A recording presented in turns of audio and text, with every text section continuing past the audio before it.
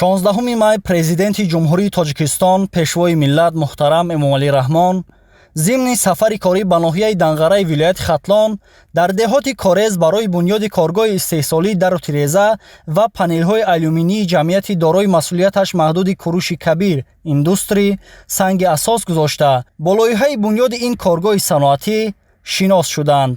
тавре иттилоъ дода шуд, иқтидори истеҳсолии коргоҳ, ки дар масоҳати 12 метри мураббаъ сохта мешавад, дар як сол 180 000 дару тиреза ва панелҳои алюминиро дар бар хоҳад гирифт. ба иттилои масъулин дар самти амалисозии ҳадафи стратегии ҳукумат, татбиқи марҳила ба марҳила саноатикунонии босуръати кишвар дар ноҳияи Данғара рӯз то рӯз бунёди коргоҳу корхонаҳои саноатӣ ба роҳ монда мешавад.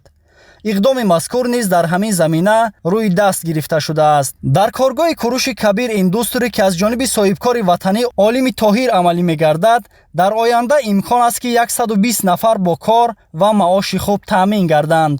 тибқи нақша оғози фаъолияти истеҳсолии коргоҳи мазкур моҳи сентябри соли 2026 пешбинӣ шуда, маҳсулоти он ба бозорҳои дохилӣ ва хориҷи кишвар пешниҳод карда хоҳад шуд. зимни суҳбат сарвари давлат муҳтарам Эмомалӣ Раҳмон ин иқдоми соҳибкорони ватаниро ибратбахш номида ба онҳо арзи сипос намуданд.